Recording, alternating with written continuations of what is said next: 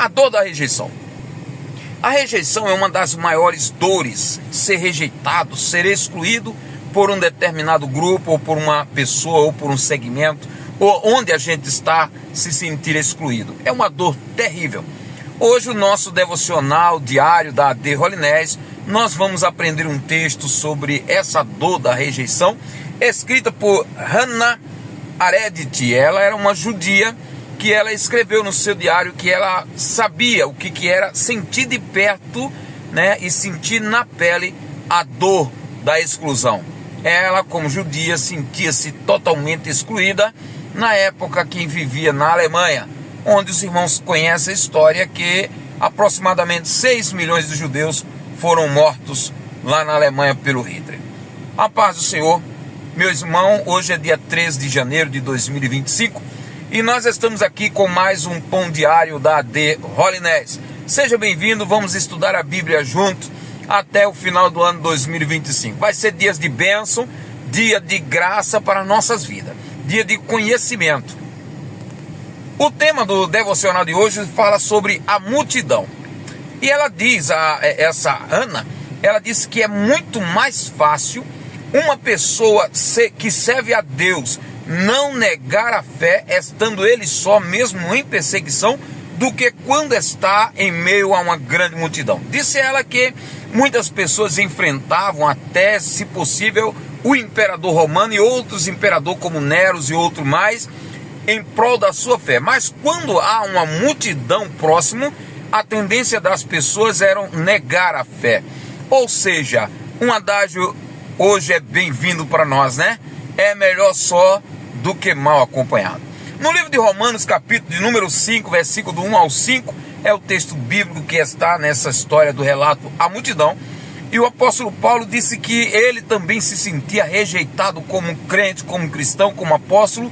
Ele se sentiu rejeitado de uma tal maneira, apesar, ele mesmo fala, apesar de que eu amo meus irmãos, amo meus compatriotas, né? Amo os da minha pátria, a ponto que o apóstolo Paulo escreve no livro de Romanos, capítulo de número 5, no capítulo de número 9, ele diz o seguinte: eu queria, quem dera que eu fosse um amaldiçoado, né, ou rejeitado, excluído por Deus, para que o meu povo, para que a minha nação fosse salva. Que amor, não é?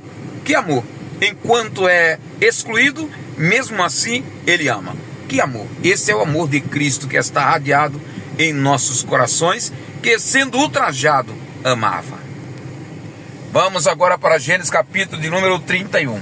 Gênesis capítulo de número 31, há uma murmuração aí dos filhos de Labão contra Jacó. Eles começam a dizer que Jacó enriqueceu à custa do seu pai Labão, que Jacó passou a mão, como enganou o seu pai Labão, mas não é verdade. A Bíblia Sagrada vai contar a história de Jacó, vai mostrar que Jacó trabalhava com afinco para o seu sogro Labão. E aliás, no livro de Tiago, capítulo de número 4 ou capítulo de número 5, diz que o salário, ou seja, o jornal dos trabalhadores, ele clama pelo salário para que o patrão pague. Então, Jacó era um homem muito trabalhador, nós vamos ver isso no relato a seguir. Mas tudo bem, quando Jacó descobre que os filhos de Labão começaram a falar mal de Jacó, ele reúne-se com as suas esposas, Leia com Raquel, e diz: olha, os seus irmãos, seu pai tem me tratado diferentemente. Vamos embora aqui para a casa da minha família, vamos voltar para a terra. O Deus de meus pais apresentou-se para mim e falou que eu devo ir à casa dos meus pais. E elas, na hora, disseram assim: tudo bem, vamos embora, porque que herança nós temos com o nosso pai Labão? Ele tomou tudo que era nosso. Então Labão, mais uma vez, era zoiudo. Diz que filho de peixe, peixinho é. Assim como Labão, tal os filhos. Algo interessante para nós é que Jacó não toma essa decisão só. Mesmo ele sendo homem, mesmo ele sendo o patriarca, o chefe de família, ele reúne-se com a sua esposa, com a sua família, para a decisão que ele vem a seguir. Deixa uma aplicação aqui para nós. Irmãos, não decida coisa só quando envolve a sua família. Não decida só por algo que envolve a sua esposa, seu cônjuge. Converse com a sua esposa, converse com seu esposo. Não decida qualquer coisa só. A decisão que você tomar vai respingar em alguém. Então Jacó era um homem de decisão, mas ele decidia junto, em família. Muito bem, na hora da saída da casa do seu pai, do seu sogro Labão, a Bíblia diz que todos se arrumam, todos montam num camelo, nas mulas e começam a andar. Só que há um episódio aí que a Bíblia diz que Raquel rouba um ídolo do seu pai, rouba um objeto lá de madeira ou de pedra, né? Um ídolo, uma estátua, uma imagem. Mas, irmãos, tem gente que se rebaixa por tão pouca coisa, não é verdade? Tem gente que se rebaixa por tão pouca coisa. Agora eu vou orientar mais uma vez. Se Raquel soubesse que a sua história e que esse episódio seria escrito no livro dos livros, ela não teria roubado seu pai, ela não teria feito isso. Assim também, eu já falei aqui para os irmãos, se Jacó soubesse que a história dele seria escrita neste livro que nós lemos, a Bíblia Sagrada, ele não teria mentido. Tinha muitas coisas que ele teria tomado muito cuidado ao fazer. Abraão não teria mentido, né? E muitos outros homens. Adão não teria feito o que ele fez se soubesse que a sua história entraria, né, para a página sagrada. Então assim também é para nós, é uma aplicação para nós. Cuidado no que você está fazendo, porque tudo que você faz está sendo registrado. Jacó pega sua família, foge da casa de Labão, vai embora. E Labão, 3 dias depois, descobre que Jacó fugiu. E agora Labão levanta-se com alguns homens e vai ao encontro de Jacó lá no deserto. Deus, que é um Deus misericordioso, que é Deus conosco, ele apresenta-se em sonho para Labão e diz para Labão: Labão, não toque neste homem. E Deus fala para Labão dizendo: não ouse falar nem mal nem bem a Jacó. Eu acho muito interessante. Quando Labão chega perante Jacó, começa a reclamar, dizendo: por que você fez isso? Ele disse: eu tinha medo, o meu sogro, do senhor tomar a minha família, tomar os meus filhos, tomar tudo que eu tenho. E a Bíblia diz que Jacó começa a dizer para ele: olha, o senhor me tratou muito mal, o senhor mudou o meu salário 10 vezes, eu ficava o tempo todo no sol quente, na geada, todos os animais seus que morriam, o que a onça comia, o que um leão comia, devorava, eu lhe devolvia, tudo isso.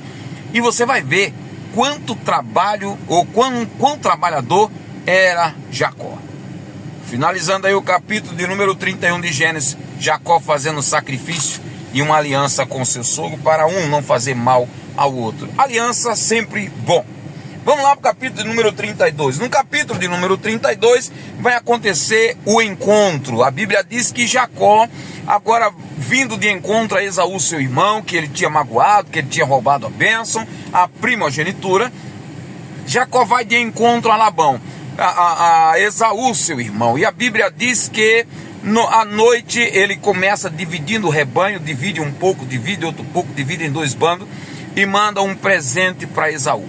A Bíblia diz que esses homens chegam lá perto de Esaú e Esaú vem ao encontro de Jacó com 400 homens. Eita, pelo jeito armado até o dente. Jacó ficou com medo e neste momento do medo, o que nós vamos fazer quando vem medo? Nós vamos orar. E a Bíblia diz que ele ora e diz: Senhor, tu me conheces, tu sabe que eu saí da casa dos meus pais para essa terra sem nada. A única coisa que Jacó levou foi um cajado. E agora ele volta com a família, cheio de filhos, cheio de riqueza, cheio de bens, 20 anos depois. Isso é um Deus que abençoa a nossa vida. Nosso Deus tem nos abençoado. Eu vou dizer uma coisa para você: Deus tem me abençoado tanto nesses últimos anos da minha vida, e eu creio que Ele tem rios de bênçãos para a minha vida e para a sua vida. Portanto, meu irmão, aquilo que Deus tem para você está na mão dele. O diabo não toma. No tempo certo, Deus vai te dar. Mas vamos para frente. Jacó acampa-se com a sua família e a Bíblia diz que Jacó teve uma visão. Ele começa a ver no meio do acampamento. Ele diz que viu anjos.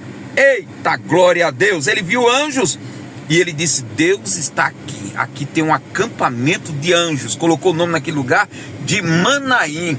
né? E a Bíblia diz que à noite ele mandou a família tudo embora, já que Deus está no acampamento. Eu quero ver Deus, eu quero falar com Deus, eu quero ter comunhão com Deus. E a Bíblia diz que ele vai até um local chamado Val de Jaboque, onde o crente deveria ir. Todo crente deve passar por Val de Jaboque, é um lugar de oração.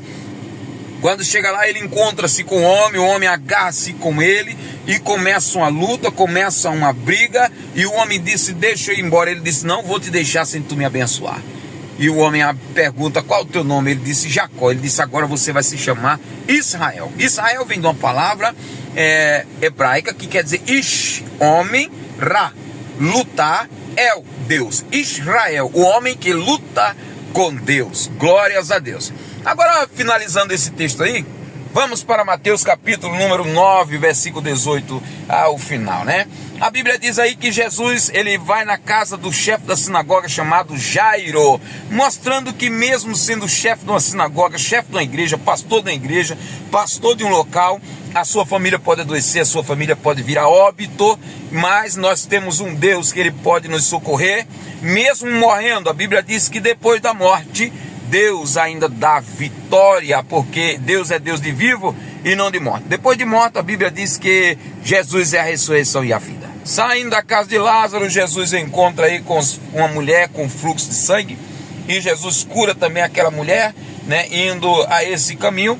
E a Bíblia diz que chega um momento que Jesus disse que ele olhava para a multidão como ovelha que não tem pastor.